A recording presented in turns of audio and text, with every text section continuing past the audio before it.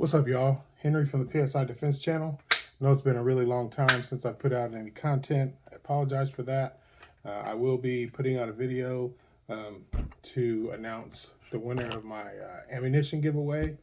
Very grateful that the channel's at 500 subscribers and climbing. So if you appreciate the content, if you like the new videos that I will be putting out in the future, I promise, just like and subscribe. Helps support the channel. Helps me get a lot more hot content out to you guys. But I figured since I haven't been putting out any content in a while, I would put something that's extremely relevant right now. Not doing the ZRAM video yet. The Z.68 stainless steel CNC milled ammunition. Just hold tight. I will be putting that video out. Just trust me. Get you some. They're amazing rounds. I'll drop the link in the description. But the ZRAM Z.8 projectiles are incredible. But yeah, just go ahead and pick some up. They're great. Trust me. I just have some destruction and penetration testing that I have planned. You know, I've done coconuts, I've done laptops, I've done steel sheets, and you know, I want to do something different with those because something that would demonstrate the true penetration power and the impact power that those have potentially. Okay, but anyways, a lot of you guys have been asking me about this guy. This is Daniel Sterling from Sterling Self-Defense, his PRV delete kit. So if you follow the channel, you see that I have experimented with deleting the pressure relief valve of the FSC, the T8.1, the T9.1, and I've had mixed results.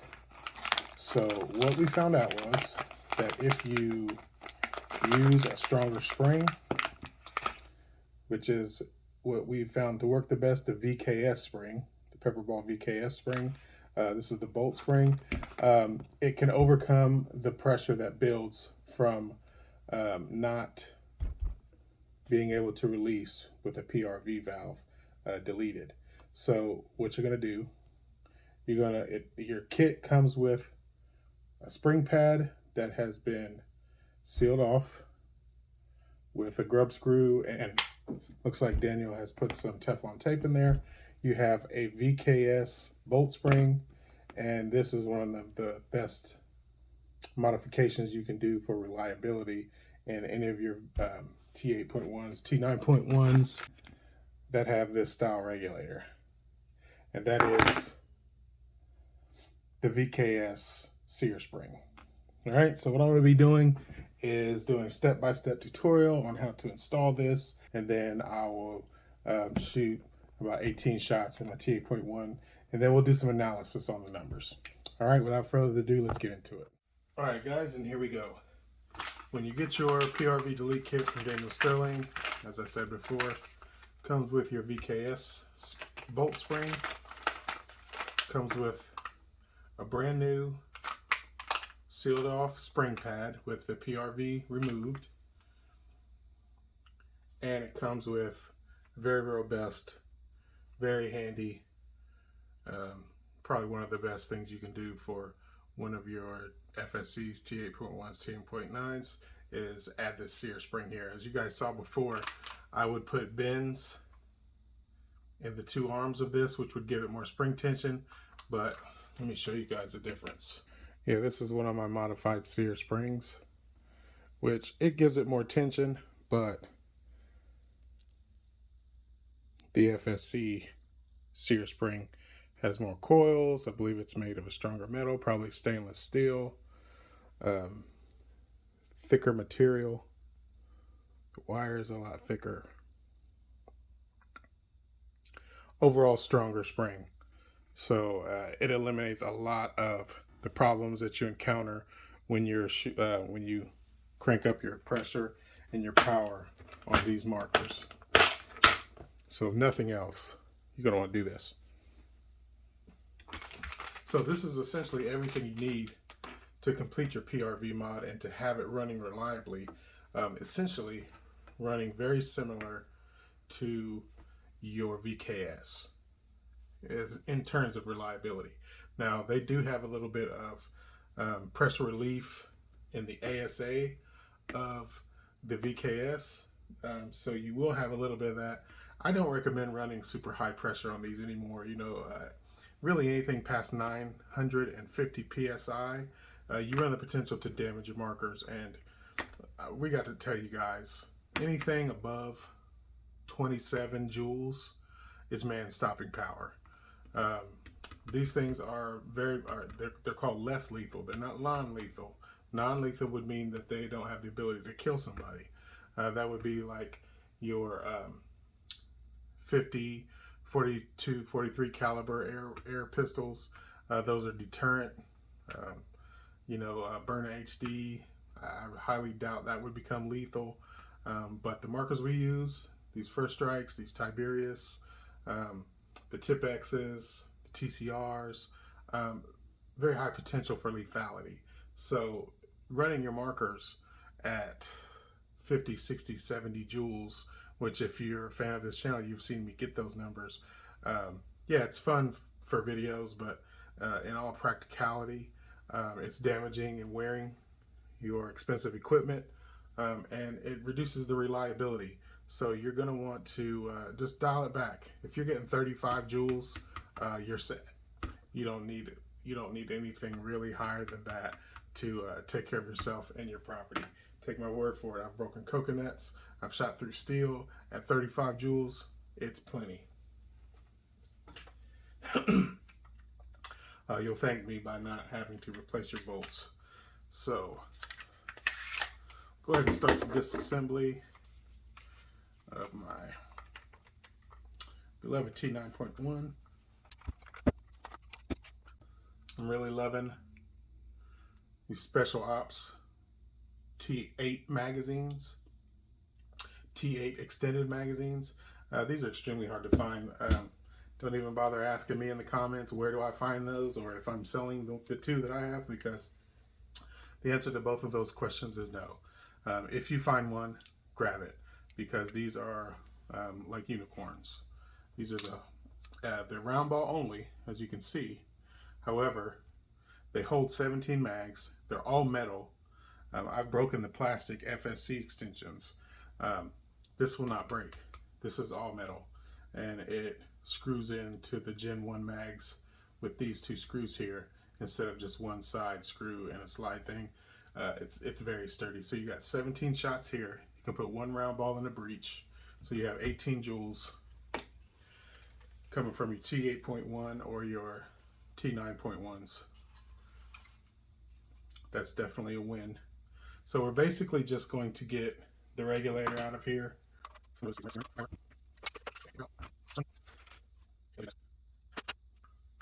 Okay, here is the stock T9.1 spring, and here is the VKS spring. Now, it is a shorter spring, but it's thicker, it's made of a stronger material, and it has a lot more tension and rebound. So what this does, the VKS spring, which is shorter, that's what you want to bear in mind. It's shorter, but it's stronger. But what it does, it gives you more force to reset your bolt when you have your pressure relief valve deleted. Because with that pressure relief valve deleted, it will build more pressure when your bolt is trying to reset into the heat core. So you need a stronger spring. This eliminates a lot of the malfunctions that are associated with deleting your PRV in these markers.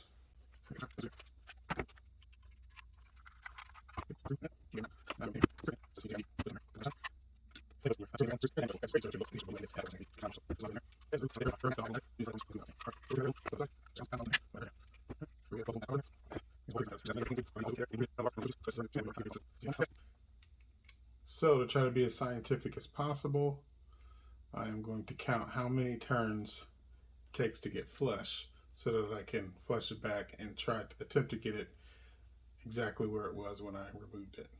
There's 1, 2,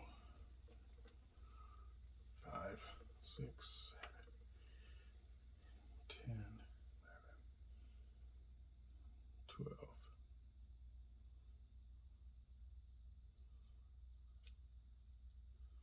All right, looks like about 12 and a half.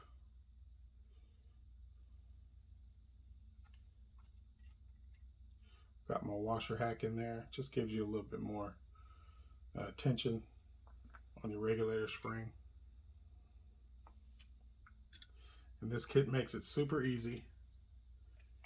So what you do, take your Allen key into that hole and work that out of there.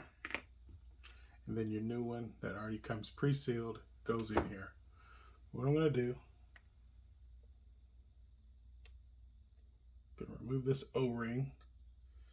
You're going to shake up the Ultrasilk, any of the Ultrasilk products, because there's chemicals and science in there that settle, and you want all the science treating your O-rings and doing what it's supposed to do. All right, got me a little Q-tip. That way you can get down in the channel. This stuff is great for underneath your O-rings, where your O-rings seat at.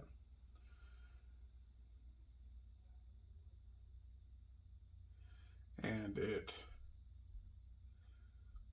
extremely extends the life of your O-rings.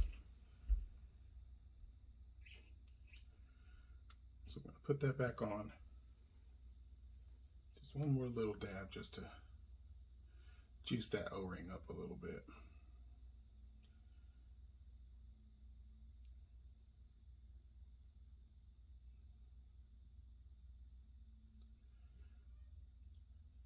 All right, and there we go.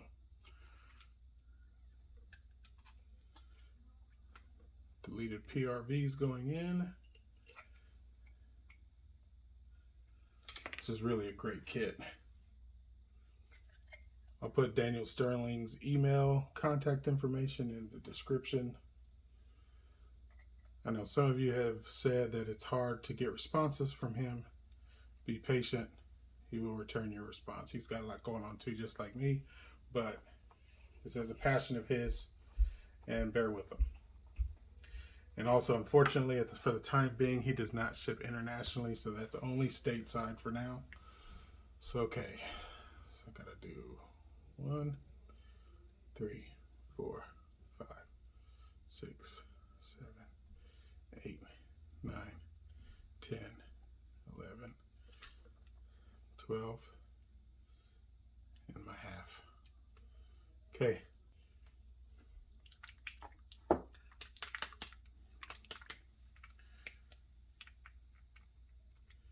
gonna put a little boom juice on my metal to metal parts here. Keep the party going.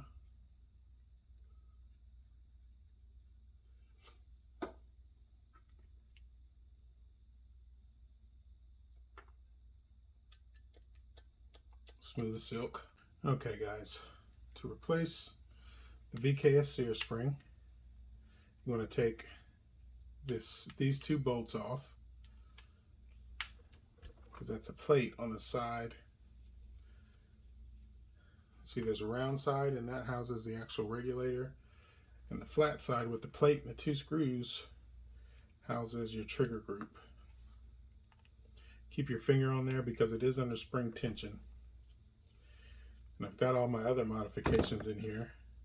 I've got the double return spring. I've shimmed this return spring for your rotator, and I've bent that Sear spring, but I'm going to replace it with a VKS spring. All right, so your springs don't go flying. All right, there's that. It's a trigger arm spring. Move that out the way. You see that's bent. It's modified, but no need for that anymore.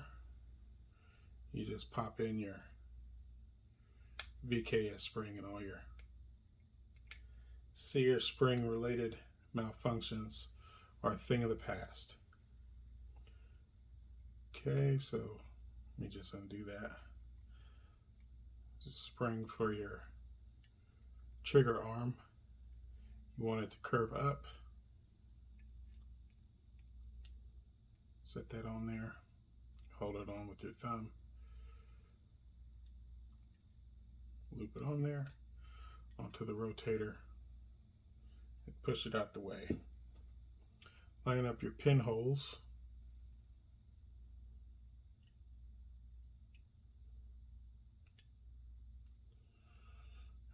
Hold that down. Be careful not to cross thread these. If you do, your regulator is pretty much trash and you have to buy another $100 regulator if you can find it. Under $10, $12, $15 regulator.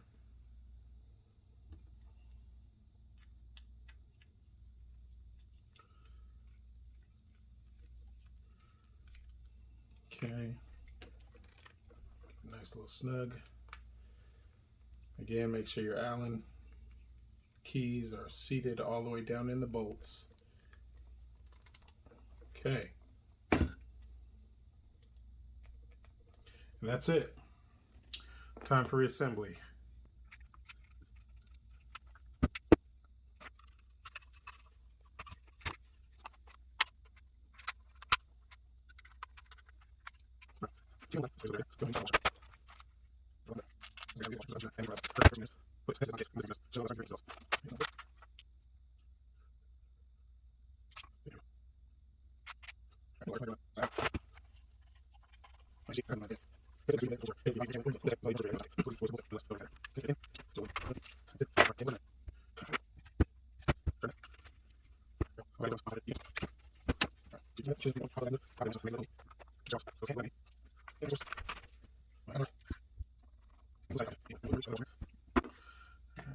Stock. Great thing about these 2x12 CO2 adapters, it usually allows you to use any buttstock that can fit over a buffer tube. You can get that on there. So that's essentially it, guys. That was pretty simple. I can do it a lot faster if I'm not explaining and forgetting to put things in at the beginning, but that's essentially it. So now I'm going to load up my CO2.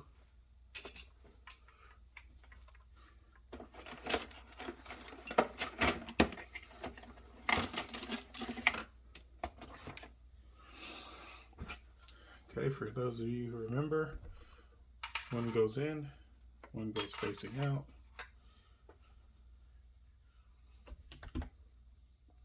You want to make sure this is unscrewed. You don't want to pierce it prematurely.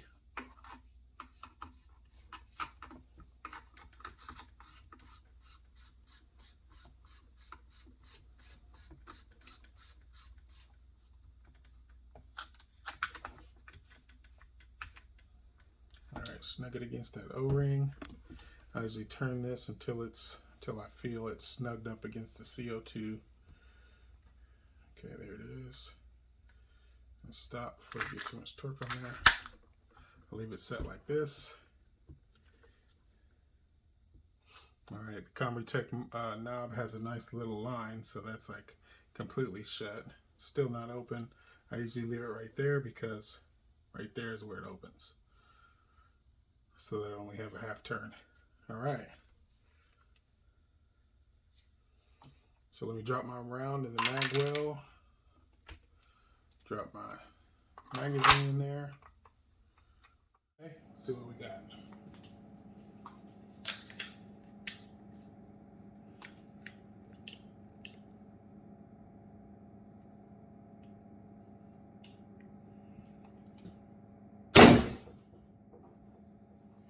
.346.